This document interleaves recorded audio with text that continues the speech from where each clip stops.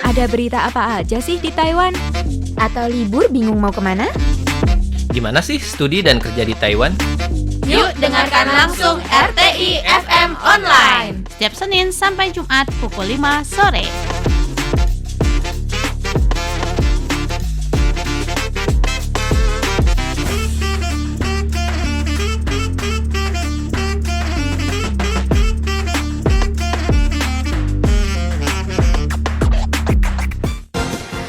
Halo teman-teman RTFM Online semuanya. Apa kabar nih kalian? Dan kita kembali lagi ya di acara RTFM Online di hari Jumat. Dan kali ini kalian mendengar lagi suara saya Linda dan saya Aditya, di mana kita berdua kembali membawakan acara yang selalu ditunggu di hari Jumat, yaitu Jiwa Muda. Dan seperti biasa ya teman-teman ya, kita juga akan menghadirkan yang namanya topik-topik menarik terkait dengan generasi saat ini. Jadi kalau kalian yang selalu berjiwa muda ataupun pengen nih ya untuk tahu gimana sih anak-anak sekarang itu berpikir atau apa sih kesukaannya mereka, kalian boleh pantengin terus acara kita. Betul. Nah, kita tapi sebelum ke topik yang menarik terkait dengan yang namanya jiwa muda, pastinya kita juga punya dua berita pilihan di hari ini. Yang pertama kita punya apa nih Kak Aditya? Jadi berita pertama yaitu adalah jangan taruh koper kabin Anda di satu tempat ini karena penumpang THSR itu mengeluh ya. Katanya itu tempat koper besar dipenuhi sama koper-koper kecil nih Kalinda. Nah ini cocok banget buat kalian yang di Taiwan ya. Harus cek nih informasinya seperti apa. Betul. Kemudian masih ada berita yang kedua yaitu adalah orang tua dari imigran baru ya kini itu dapat tinggal di Taiwan sampai 1 tahun lamanya loh. Wah. Tapi tentu aja nggak wah doang. Apa Kalian juga harus tahu ada syarat dan ketentuan yang berlaku. Nah, seperti apa sih informasinya secara detail? Pastiin terus untuk dengerin acara kita setelah yang mau lewat ini.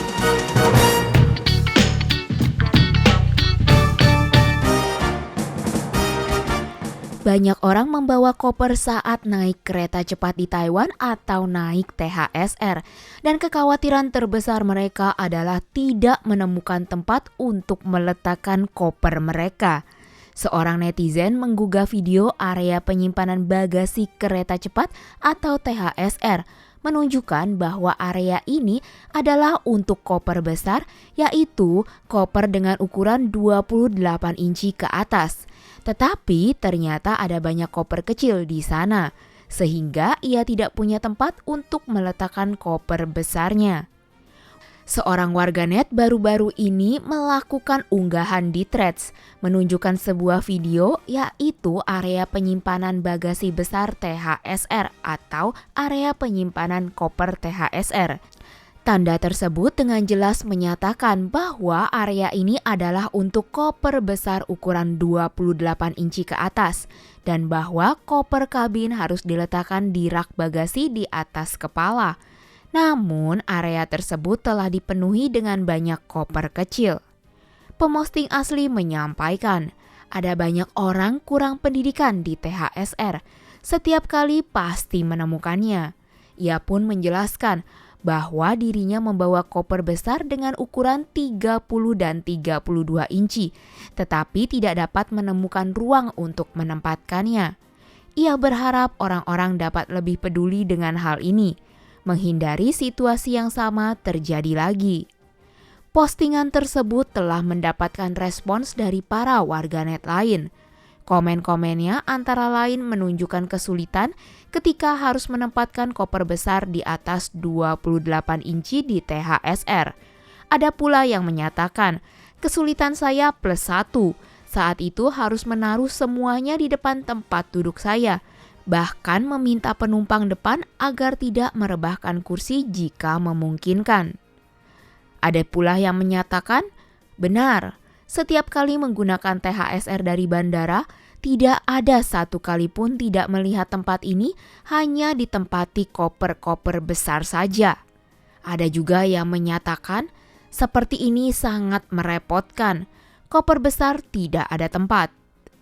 Beberapa warganet pun menyarankan adanya perbaikan, seperti menambahkan rambu peringatan, mengikuti peraturan Shinkansen Jepang, dan mengenakan biaya. Ada yang menyampaikan, saya berharap mereka menambahkan rambu peringatan dilarang menaruh koper kabin. Terakhir kali teman saya ingin menaruh bagasi kabinnya di sana, saya harus menghentikannya. Hal itu sangat melelahkan dan menyakiti perasaan kami. Ada pula yang menyampaikan, saya sarankan agar THSR mencontoh Shinkansen, mewajibkan reservasi terlebih dahulu untuk koper-koper besar atau memperbesar area penyimpanan koper, atau mengenakan biaya tambahan sebesar $200 Taiwan untuk bagasi yang lebih kecil dari 28 inci yang ditempatkan tidak sesuai dengan aturan. Saya benar-benar menyarankan agar THSR mengenakan biaya. Saya selalu menggelengkan kepala setiap kali melihatnya. Kementerian Dalam Negeri atau MOI mengumumkan baru-baru ini, efektif mulai 1 Januari 2026, masa tinggal maksimal bagi para orang tua warga asing di Taiwan dapat diperpanjang menjadi 1 tahun. Warga negara asing yang memiliki visa yang masih berlaku dengan masa tinggal 60 hari atau lebih, dengan anak-anaknya yang terdaftar sebagai penduduk di Taiwan, yang sedang hamil atau memiliki anak di bawah usia 2 tahun dapat mengajukan permohonan perpanjangan masa tinggal. MOI menyatakan dalam sebuah siaran pers bahwa pasal 3 dari peraturan yang mengatur kunjungan, izin tinggal dan izin tinggal tetap warga negara asing yang mulai berlaku pada 1 Januari 2026 dapat memperpanjang masa tinggal maksimum bagi para orang tua asing di Taiwan menjadi 1 tahun, sehingga meringankan beban warga negara asing yang memiliki anak yang terdaftar di Taiwan selama kehamilan dan merawat anak yang berada di bawah usia 2 tahun.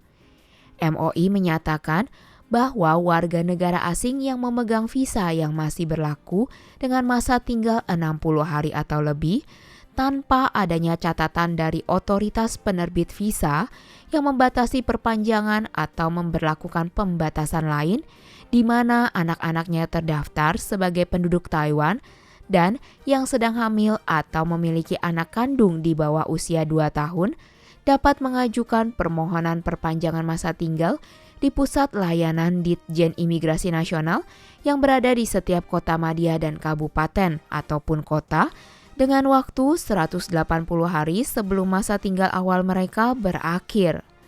MOI menjelaskan bahwa banyak keluarga imigran baru yang menghadapi keterbatasan dukungan pengasuhan anak karena kebutuhan untuk merawat anak-anak kecil, pemulihan pasca persalinan, atau pasangan yang perlu bekerja di tempat lain. Mengizinkan orang tua asing yang memenuhi syarat untuk memperpanjang masa tinggal mereka di Taiwan tidak hanya meningkatkan fleksibilitas alokasi tenaga kerja untuk keluarga imigran baru, tapi juga memungkinkan anggota keluarga untuk berbagi tanggung jawab pengasuhan, memungkinkan para anggota keluarga untuk bekerja dengan tenang, sehingga menstabilkan fondasi ekonomi keluarga dan mengurangi beban keseluruhan biaya pengasuhan anak serta biaya hidup di Taiwan. MOI menjelaskan bahwa jika kakek nenek warga negara asing mengajukan perpanjangan masa tinggal selama kehamilan anak perempuan mereka harus menyerahkan sertifikat medis yang dikeluarkan dalam 1 bulan terakhir yang menunjukkan usia kehamilan dan tanggal perkiraan kelahiran, atau buku panduan kesehatan untuk ibu hamil yang dicetak oleh Ditjen Kesehatan Masyarakat dengan catatan pemeriksaan prenatal dalam 1 bulan terakhir yang dicap oleh lembaga medis dalam negeri ataupun ditandatangani oleh dokter. Selain itu, jika anak-anak dari kakek nenek asing memiliki anak kandung di bawah usia dari 2 tahun, mereka harus menyerahkan 1 salinan asli dan 1 salinan akta kelahiran cucu, akta pendaftaran rumah tangga, ataupun dokumen lain yang membuktikan hubungan kekerabatan.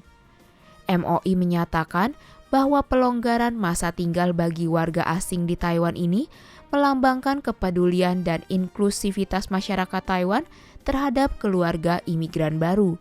Kementerian akan terus meninjau peraturan terkait dan berkoordinasi dengan berbagai kementerian untuk mempromosikan layanan yang lebih beragam dan ramah bagi para imigran baru. Demikianlah 2 berita pilihan di hari ini. Selanjutnya kita akan beralih dengan topik yang menarik terkait dengan jiwa muda. 无限的爱向全世界传开，永恒的关怀来自台湾之音 RTI。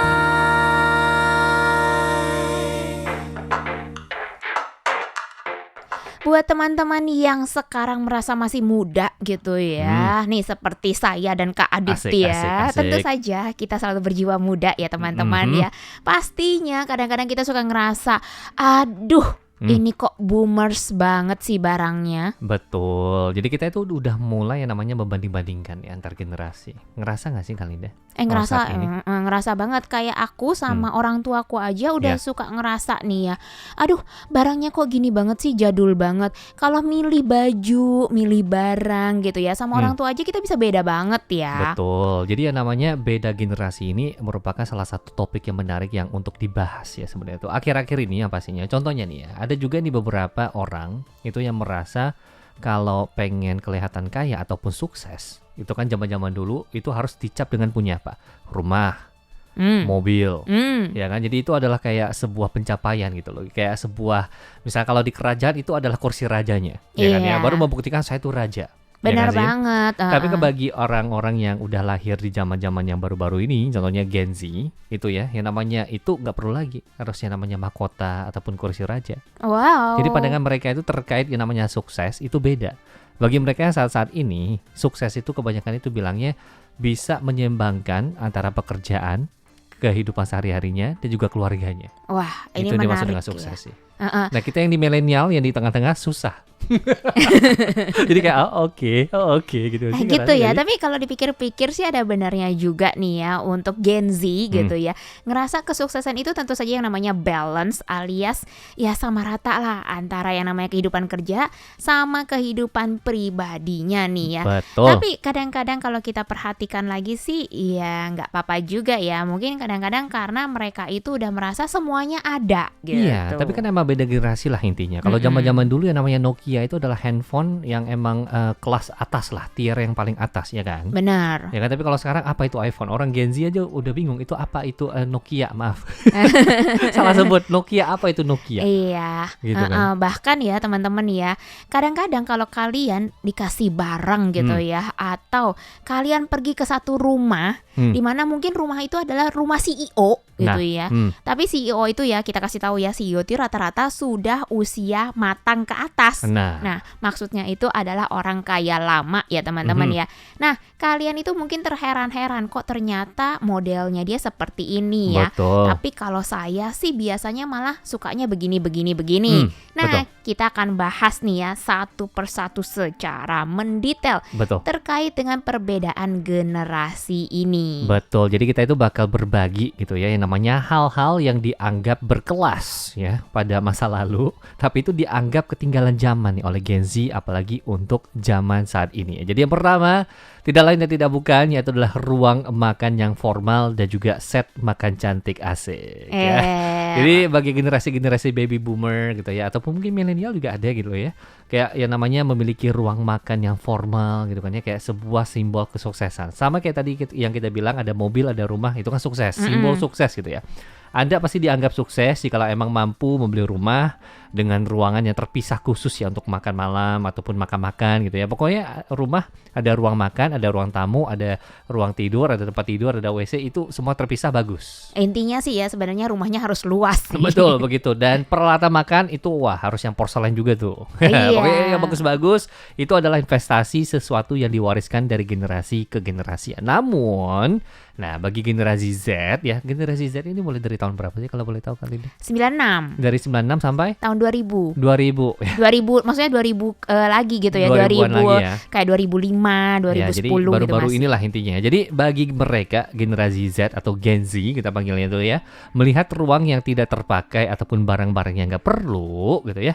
Kenapa sih harus simpen piring yang kita itu emang nggak pernah gunakan sama sekali? Iya, Ya karena kan, jadi cuma kayak panjangan doang. benar juga ya, karena kan Iya. kamu belinya mahal, terus kayaknya akhirnya eman-eman alias sayang gitu ya buat dipakai. Betul. Terus ngapain dibeli kalau kayak gitu? Betul, Heeh. jadi kayak terus mempertahankan ruangan yang kosong gitu ya, sementara semua orang itu tetap berkumpul di dapur, ataupun mungkin di tempat lain, ataupun mungkin di restoran makannya. Jadi Iya. buat apa itu ruangan kosong? Iya, Nah, Gen Z sayang. berpikirannya seperti itu ya. Jadi mereka tuh lebih memilih yang namanya ruang multifungsi yang emang benar-benar digunakan dengan piring itu yang bisa langsung dimasukkan ke mesin pencuci piring tanpa khawatir sama sekali. Bener Jadi banget. kayak udah mau pakai ya pakai, kalau rusak ya ganti gitu loh. Karena kalau kita zaman dulu, wah mungkin ada piring keramik dengan corak apa, misalnya beruang, ber Taiwan misalnya begitu kan.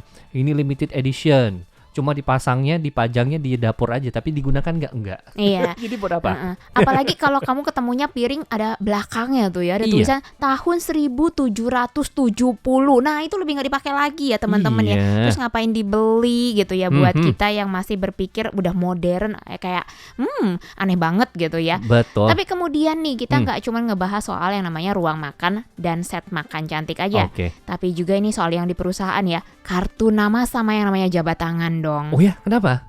Ternyata kalau buat orang-orang yang sudah matang gitu ya, alias generasi yang lebih tua ya. Kalau kalian kan perusahaan ini biasanya kan kasih kartu nama, Ya. terus udah gitu ada caranya ya, Betul. harus pakai dua tangan. Hmm. Terus udah gitu pasti akan nerima lagi nih kartu nama lainnya Mhm. dan memberikan kayak sedikit hormat gitu ya, agak Hmm. sedikit membungkuk. Udah gitu kalian akan memperhatikan, wow ini kartu namanya ini mahal ini ya kualitasnya gitu ya. Mhm. Terus udah gitu nggak lupa selesai kartu nama juga ada yang namanya jabat tangan. Iya. Kalau jabat tangannya nggak keras alias ya santai gitu ya, Atoy gitu ya. kemungkinan Mhm. gitu kesepakatan kalian untuk bikin MOU katanya kemungkinan bakalan gagal. Oh, ternyata hal-hal ini itu nggak lumrah ya. Bukannya kalau di zaman-zaman kita ya ketahuan kan umurnya gitu kan. Ini adalah hal-hal yang emang harus dilakukan sebelum kita itu pengen melakukan bisnis ataupun ketika pengen berkenalan dengan orang lain. Nah, Iya kan? justru itu nih Nah, Kak gimana Adit nih? nih, Gimana kita dong? punya yang orang model sekarang. Modal- Model sekarang Oke, ya gimana teman-teman modal ya. sekarang gimana dong? Ternyata Aha. kalau kamu udah bisa ngelihat orang ini profilnya di LinkedIn gitu ya, LinkedIn ya maksudnya ya. Oke. Udah gitu ya, kamu juga udah ngecek ini profilnya lewat ChatGPT dan kawan-kawan dia sih siapa gitu Mhm. ya. Terus kalian udah tahu nih, ya dia siapa gitu ya. Ya Iya. udah selesai, nggak perlu tuh pakai yang namanya kartu nama atau informasi yang sebenarnya cuma sepetak doang gitu ya. Oh. Padahal kalian udah bisa tinggal Google aja udah tahu nih semuanya. Dan itu kelihatan kayak sebuah pemborosan terkait dengan lingkungan dan juga ketinggalan zaman. Ah, Dan gak cuma itu aja. apa lagi nih? Soal jabat tangan ternyata ya, Hmm. karena Gen Z ini hidupnya kemarin sebagian besar ada pas zaman pandemi Waduh. selama kurang lebih 3 tahun. Ya kan 3 tahun itu Ya kan kurang lebih lah, nggak ngapa-ngapain lah. transisi Mau gitu kan. ketemu orang juga mikir 100 kali gitu. Mau nggak? Iya, ada Gitu. yang SMA-nya aja lengkap gitu ya online. Online. Nah, Ya. Itu dia yang bikin mereka tuh ngerasa, duh ngapain sih harus jabat tangan?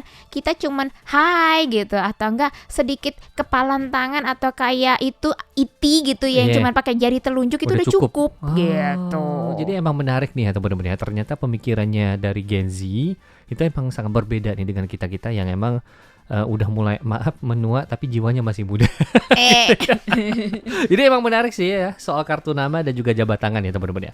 Dan selain itu juga masih ada nih yang namanya set perabotan rumah yang sama nih teman-teman ya. Jadi set kamar tidurnya itu lengkap, kemudian juga set ruang tamunya yang serasi, yang mana semuanya itu terkoordinasi gitu ya, hingga bantal-bantal hiasnya itu semuanya selaras. Ini melambangkan kehidupannya teratur ya, mampu membeli barang-barang yang berkualitas dan juga yang tanda kutip serasi. Tapi teman-teman ya, bagi Gen Z ya, mereka itu menyebut ini sebagai sebuah hal yang membosankan dan juga nggak ada jiwa sama sekali di dalamnya.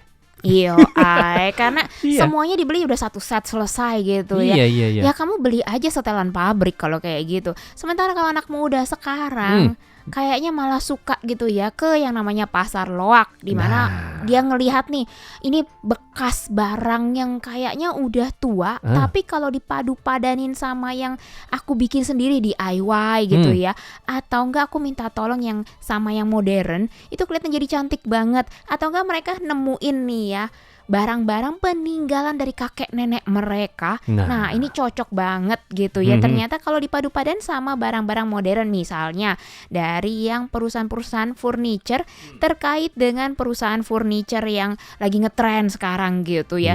Dan tentu saja kadang-kadang mereka itu menariknya nih ya, barang-barang vintage sama barang modern ini ketika dipadu-padan beneran cantik loh. Iya, jadi kayak klop gitu ya. Jadi mereka ini emang beneran pemikirannya itu lebih ke yang mana mengumpulkan barang-barang yang ada identitasnya dan juga ada jiwanya di dalamnya. Jadi bukan cuma kayak harus selaras dari kamar tidur misalkan warna hijau, dindingnya juga harus warna hijau, ruang tamu perabotannya semuanya warna hijau. Jadi dari luar sampai ke dalam itu ya, sampai mungkin kamar mandinya, bak mandinya juga harus warna hijau. Mungkin kalau zaman dulu itu kan ngerasa harus begini gitu kan ya. Tapi bagi mereka yang sekarang itu enggak.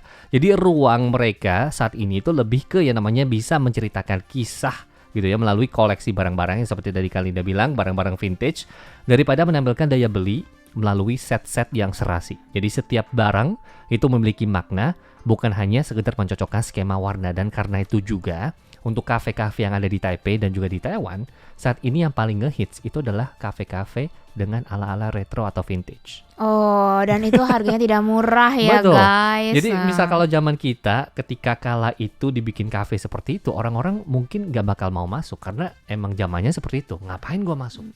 Ya kayaknya. Tapi bagi anak-anak zaman now yang semuanya serba modern, yang emang desainnya emang udah modern banget gitu kan ya, dan juga semuanya emang modern semua, online semua gitu kan. Jadi ketika melihat barang-barang vintage gitu, kayak misalkan video VHR atau mungkin video CD gitu kan, mereka bakal, apa ini?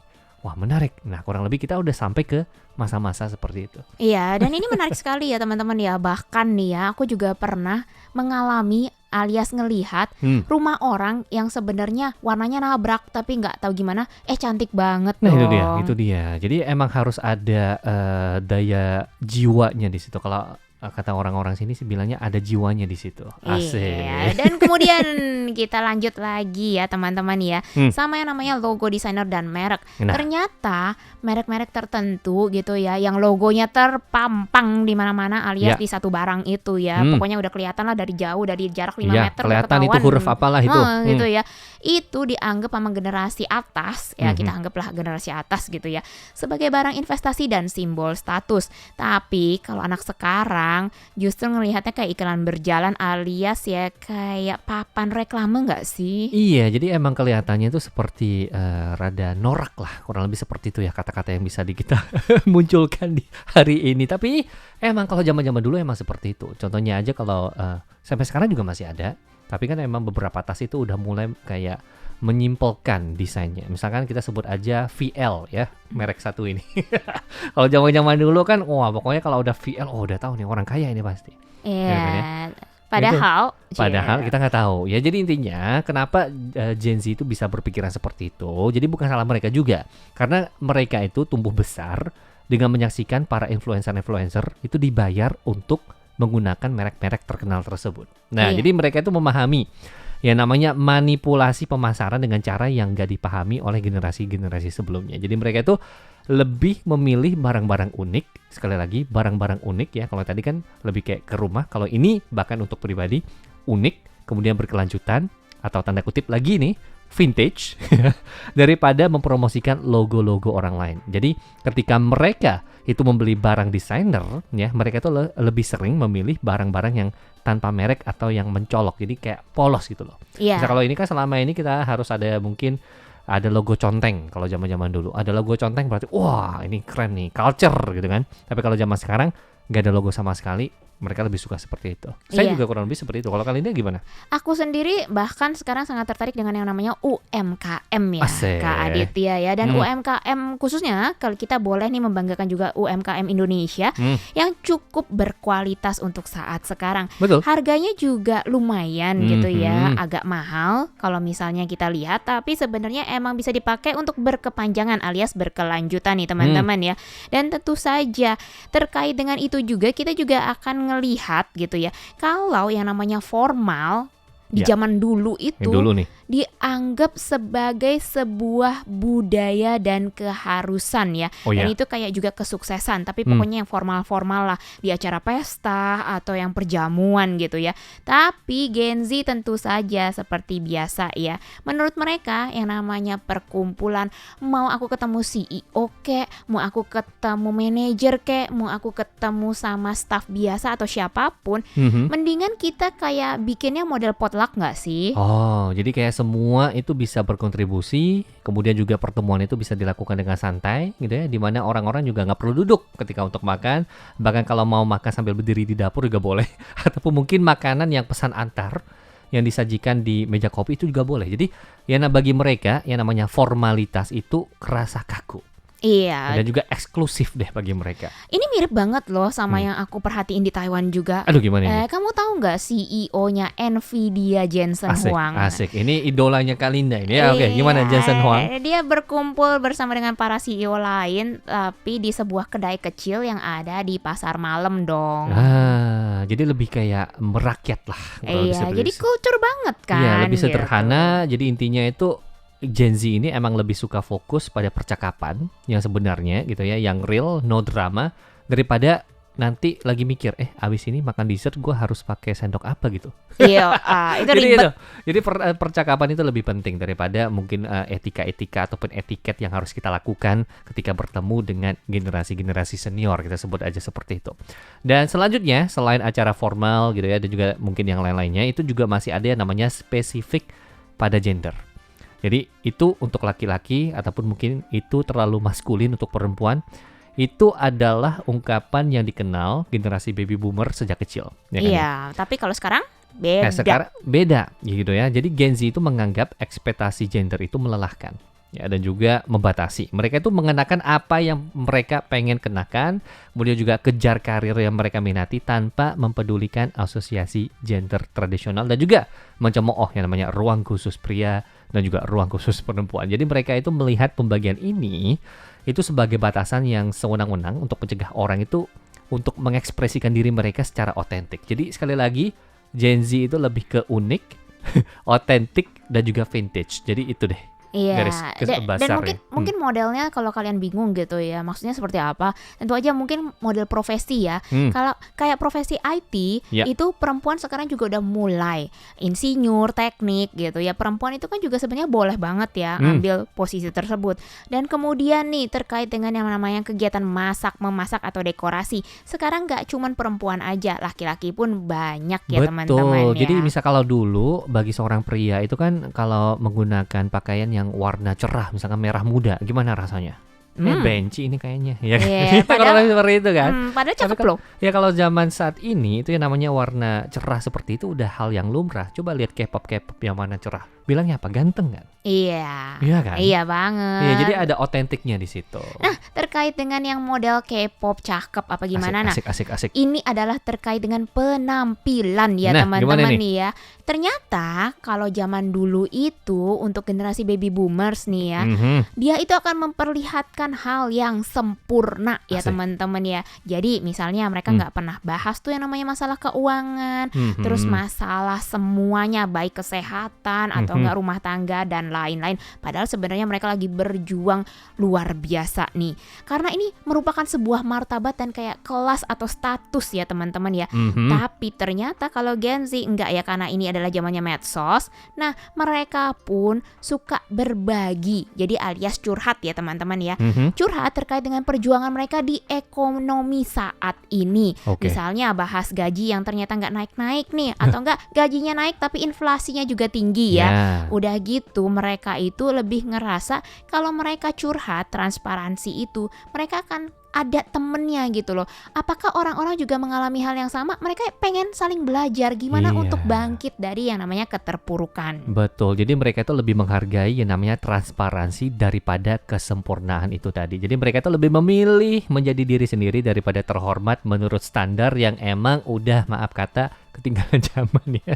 Mereka itu melihat yang namanya menjaga penampilan itu sebagai kebohongan. Jadi keaslian selalu mengalahkan penampilan. Dan terakhir, teman-teman ya, kedua generasi ini sebenarnya tuh memperlihatkan hal yang sama. Ada yang namanya rasa hormat, kesuksesan, dan koneksi, tapi dengan cara yang berbeda.